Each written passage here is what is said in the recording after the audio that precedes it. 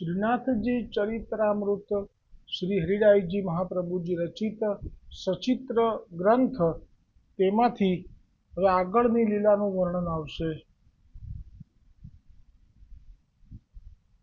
ગુજરાતના જામખંભાલિયાના શ્રી કલ્યાણ ભટ્ટ અને તેમની દૈવી દીકરી દેવકા સાથે સપરિવાર श्री गुसाईजीनी कृपाथी आत्मनिवेदन थकी पुष्टि मार्ग में अंगीकार थया हता। ते वखते त्यां हता जामखंभाळिया। हवे जामखंभाळियाथी ते सर्वे परिवार प्रभुनी इच्छाथी अने प्रेरणाथी गोकुलमां कायम माटे निवास करवा आवी गया।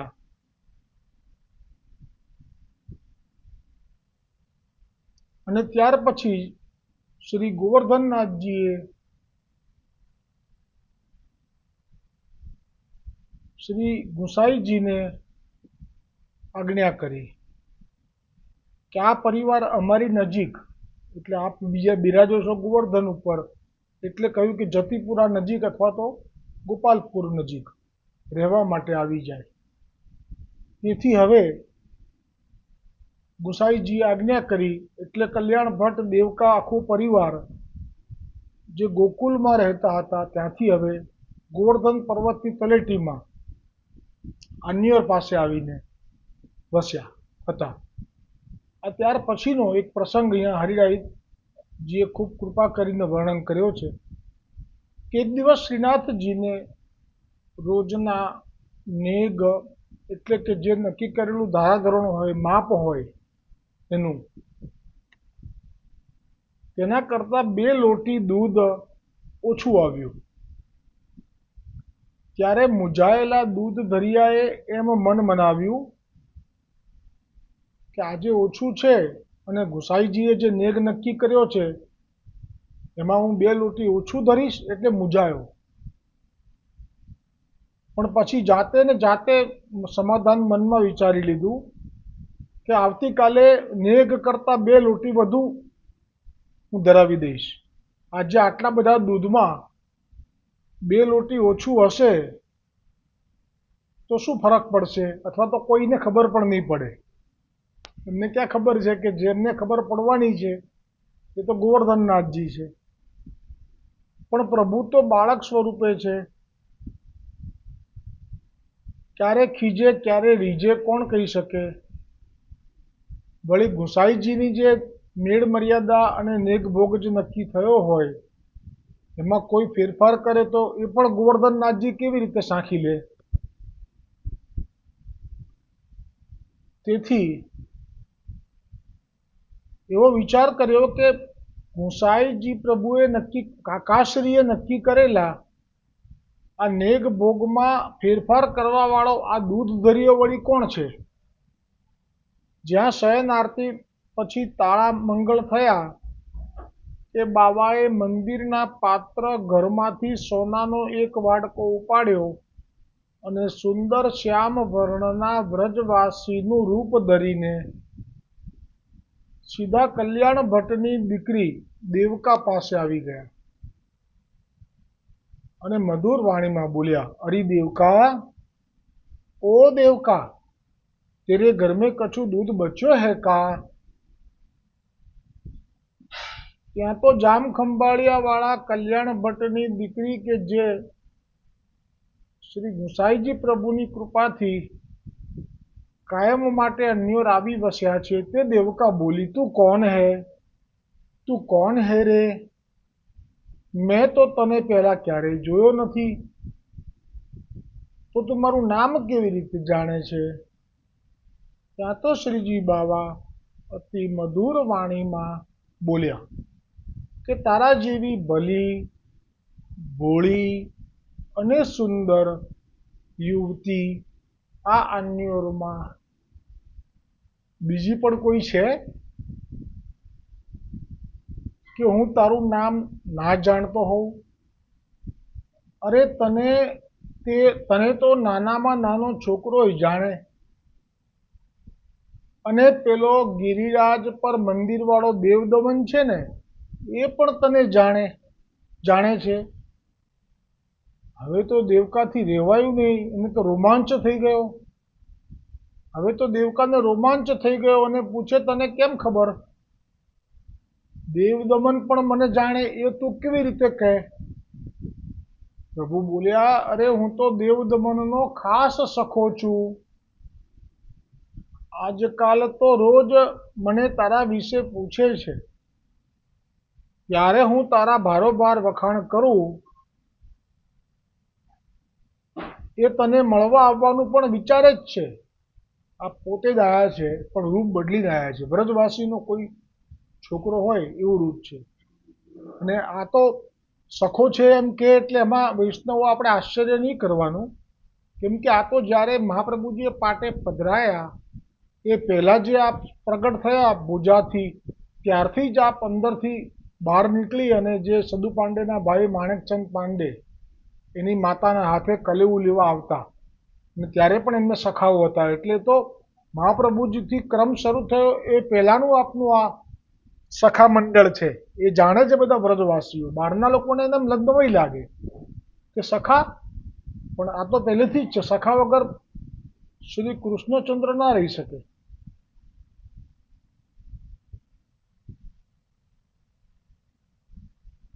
એટલે કહ્યું, ત્યારે હું તારા ભારોભાર વખાણ કરું અને તને મળવા આવવાનું પણ વિચારે જ છે.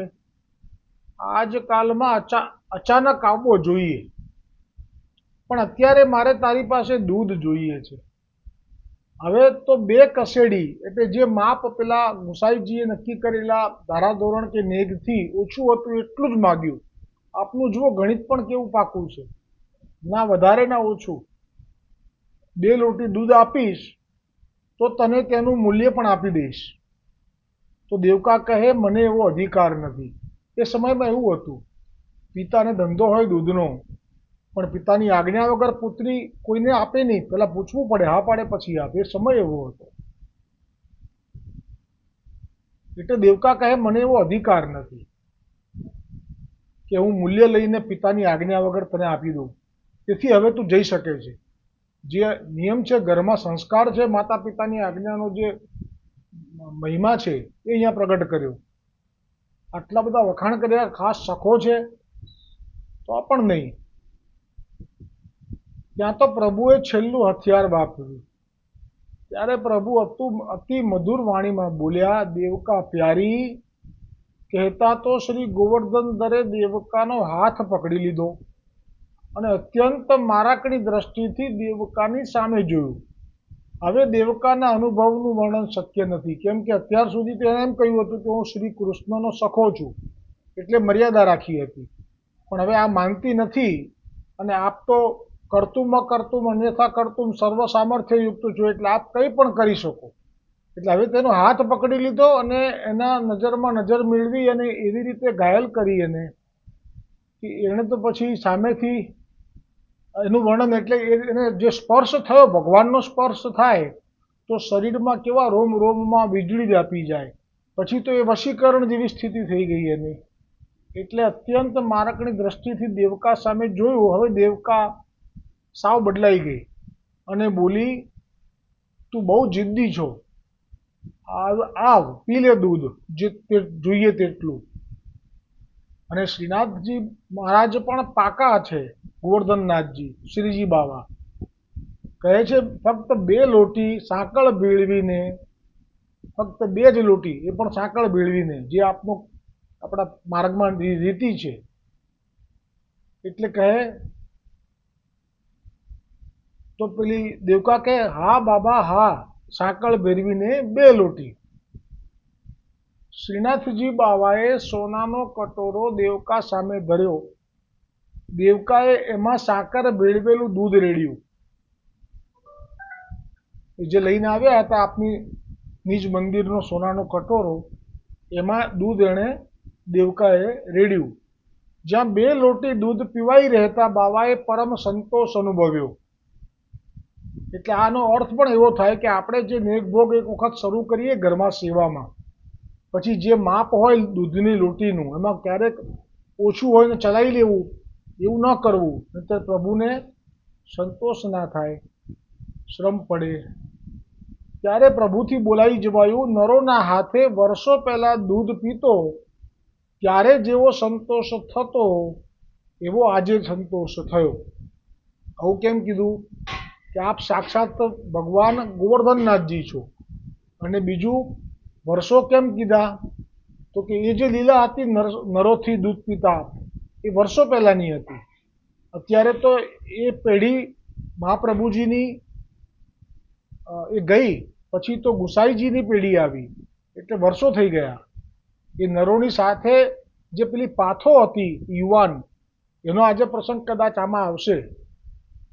એ તો ઘરડી થઈ ગઈ છે અને એનો પણ પ્રસંગ આજે આવશે. એટલે કહ્યું કે નરોના હાથે વર્ષો પહેલા દૂધ પીતો ત્યારે જેવો સંતોષ થતો એવો આજે સંતોષ થયો. ત્યારે આ સાંભળી દેવકાએ ચમકીને પૂછ્યું. શું બોલ્યો? હવે તો આ જાણે કે દેવકાને લાગ્યું કે આ સખો નથી પણ કૃષ્ણ છે, તો જ આવું કહે કે નરોના હાથથી દૂધ પીતો. ત્યારે શ્રીનાથજી બાવા પાછા તો ધારે કરે કરતુંમાં કરતું, એટલે વાત કાપતા કહે, બોલ કેટલું મૂલ્ય થયું? એટલે વાતને ફેરવી નાખી તરત જ. કેમ કે જો હવે આગળ વધે તો આપનું જે સ્વરૂપ છે ખુલ્લું પડી જાય. બોલ કેટલું મૂલ્ય થયું? દેવકા કહે, નથી લેવાનું, તું તો દેવદમનનો સખો કહેવાય, જા હવે. પણ દેવદમનને મારી સુધી તો જરૂર આપજો હો. હવે બાવા પણ હઠે ચડ્યા, કારણ કે દૂધ દરિયાની ફરિયાદનું નાટક એ તો ભજવવું જ છે, એટલે મૂલ્ય તો લેવું જ પડશે. કહેતા થાકીને દેવકાએ કહ્યું, સારું લાવ, કેટલા પૈસા છે તારી પાસે? બહુ પૈસા ક્યારનો કરે છે. ત્યાં તો બાબા બોલ્યા, ધત તેરી, પૈસા તો ઘરે ભૂલી આવ્યો છું. આપને ખોટું બોલે મેં કહ્યું, પૂર્ણ પુરુષોત્તમને જે અધિકાર છે એવો કોઈને નથી. વિષ્ણુ ભગવાનને કે નર નારાયણ પણ ખોટું બોલે તો છાપે ચડી જાય, પણ અમારા આ પ્રભુ ખોટું ના બોલે તો છાપે ચડી જાય. એવા પૂર્ણ પુરુષોત્તમ શ્રી કૃષ્ણચંદ્ર પ્રભુ કી જય હો. અને આપ જે ખોટું બોલે એમાં પણ રસ હોય, આપ ખોટું બોલે એમાં પણ સુંદર કલ્યાણ હોય. અને આ ખોટું બોલવાને કારણે જ આ રસ પ્રગટ થશે આજના પ્રસંગમાં. જો આજે પૂરો થશે તો આજે, નહીતર કાલે. પણ આ ખોટું બોલ્યા છે ને એને કારણે જ નરો એકાગ્ર થઈ જશે પ્રભુમાં, સ્વરૂપમાં.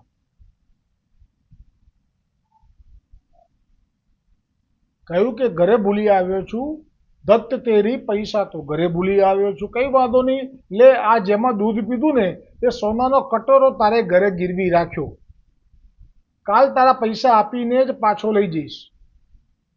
હજી તો દેવકા આનાકાની કરે. દેવકાને ના ગમે આવું. એક તો પિતાની આજ્ઞા વગર દૂધ આપ્યું, એને સ્પર્શ કર્યો અને એવું જોયું એટલે ભાન ભૂલી ગઈ. વશીકરણ કહેવાય ને. હવે એ સોનાનો કટોરો અહીં રાખીને જાય એટલે દેવકા ના સહન કરી શકે. ઘરમાં કેટલો પ્રશ્ન થાય કે આ વળી તે કેવી રીતે મારી આજ્ઞા વગર દૂધ આપ્યું તો આપ્યું, એનો સોનાનો કટોરો આપણા માથે ક્યાં રાખ્યો? આવો રખાતો હશે, એવું બધું થાય. એટલે એણે કીધું, ના તું પાછો લઈ જા. આનાકાની કરી. ત્યાં સુધીમાં તો પ્રભુ કટોરો પરાણે દેવકાના ઘરના આંગણામાં રાખી બહાર નીકળીને તરત જ અંતર ધ્યાન થઈ ગયા. જ્યાં બીજે દિવસે શ્રી ગુસાઈજીએ પ્રભુના શૃંગાર ધરી ભોગ ધરવાની તૈયારી કરી સોનાનો કટોરો મંગાવ્યો, જે નિત્ય નિયમથી ભોગ ધરવા માટે આપ ત્યાં વિનિયોગ કરતા, એ મંગાવ્યો. હવે ન મળ્યો એટલે બધા અકળાયા, કારણ કે એકબીજા ઉપર શંકાઈ જાય. આ વસ્તુ એવી છે. જોકે અહીંયા પ્રભુનો સ્વભાવ બધા જાણતા હોય છે કે આવું કાયમ કરે છે. ના હમણાં પેલો આવ્યો પ્રસંગ ગોપાલ, આની આગળ જ પ્રસંગ આવ્યો ને ગોપાલદાસ નરોડાવાળા, એમાં આપની જારીજી લઈને પહોંચી ગયા ત્યાં અને મૂકીને આવ્યા. ત્યાં જારીજી ના મળે તો શું સ્થિતિ થાય? કારણ કે બધું સુવર્ણનું હોય. આપનું તો ઘંટીએ સોનાની છે ને અત્યારે શ્રીનાથજીમાં, નાથદ્વારામાં સોનાની ઘંટી.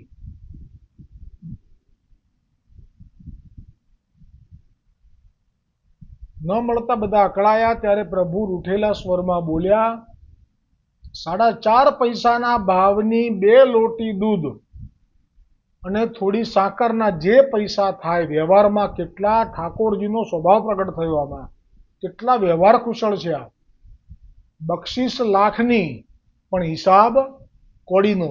આ શીખવાનું છે પ્રભુ પાસેથી. 4.5 પૈસા, એ જમાનામાં 4.5 પૈસા એટલે બહુ કહેવાય. 4.5 પૈસાના ભાવની 2 લોટી દૂધ અને થોડી સાકરના જે પૈસા થયા હોય તે ચૂકવી આપ સેવક કલ્યાણ ભટ્ટની દીકરી દેવકા પાસેથી કટોરી છોડાવી લાવો. આ કોણે કોણે કોણે કોણે કીધું?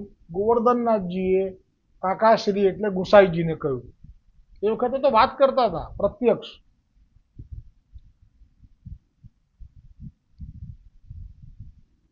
અને જ્યાં આવું કહ્યું તો જ ખબર પડે ને કે કેમ આવું કર્યું, 2 કસેડી માટે કેમ ગયા. એટલે પેલા ભીતરિયા સુધી પહોંચી જવાય ને ફરી આવું ના કરે એના માટે. અને પેલીને જે રસનું દાન કર્યું છે અદ્ભુત. એક કાંકરે 2 પક્ષીનો શિકાર કર્યો છે. 1 તીર 2 નિશાન છે આમાં.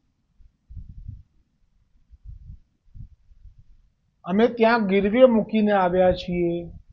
શ્રી ગુસાઈજી વાતનો મર્મ જાણીને ચૂપ રહ્યા અને હાલ ભોગ ધરાવવામાં અવેર થતી જાણીને કલ્યાણ ભટ્ટને બોલાવી બધી વાત કરી.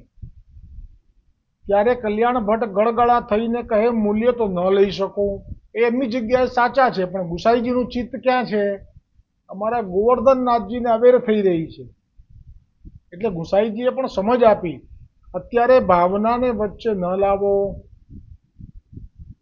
ગોવર્ધન ધરણની જે આજ્ઞા થઈ છે તે મુજબ ઝટ મૂલ્ય સ્વીકારો અને રાજભોગમાં અવેર ના થાય એ પહેલું વિચારો. છે ને, તો ગોવર્ધનનાથજીની આજ્ઞા થાય ને પછી ગુસાઈજી એમ ના કહી શકે કે સારું તારા બદલે હું આપી દઉં છું. આ તો બધી ખબર જ હોય. એટલા માટે ભગવાનથી કેમ ભક્તિ કરનારા બહુ ઓછા લોકો હોય છે, સાચા લોકો. બાકી બધા છડી પકડીને બહાર ઊભા રહેવાવાળા. નજીકવાળા કેટલા? તો કે જે ભગવાનની કઠોર આજ્ઞા હોય તો પણ એનું પાલન કરી લે, એ જ ભગવાનથી નજીક રહી શકે, બધા ના રહી શકે.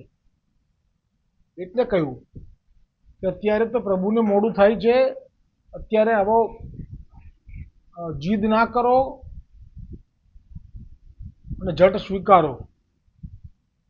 પહેલું એ વિચારો. જ્યાં દેવકા પાસેથી સોનાનો વાડકો ગીરવે મૂકેલો પાછો લીધો તે વખતે દેવકાએ જાણ્યું કે એ તો ગઈકાલે કોઈ સખો નહોતો આવ્યો, પેલો શ્યામ વર્ણવાળો બ્રજનો કોઈ બાળકો એવું રૂપ લઈને. અરે એ તો સાક્ષાત શ્રી કૃષ્ણ એટલે કે ગોવર્ધનનાથ હતા.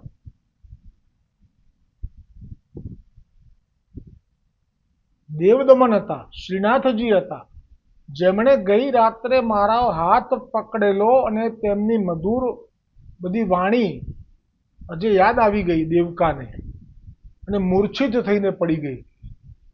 આ જ કારણ હશે કે નથી જણાવ્યું. કેમ કે જો આ સ્થિતિ થઈ બીજા દિવસે કે મૂર્છિત થઈને પડી ગઈ, તો જો જણાવી દીધું હોત કે હું જ છું તો પછી તો દેહ છૂટી ગયો હોત. આ વાત આવશે આગળ.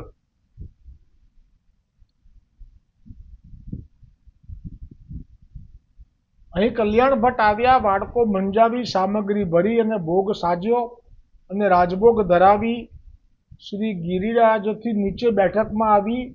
અને આ કેમ થયું, શું થયું, કેમ આવું કરવા ગયા, 2 કસેડી પાછો ગીરવે મૂક્યો, એમાં વિચારમાં મગ્ન થઈ ગયા. હવે આ અધૂરો રહેલો પ્રસંગ આવતીકાલે આવશે.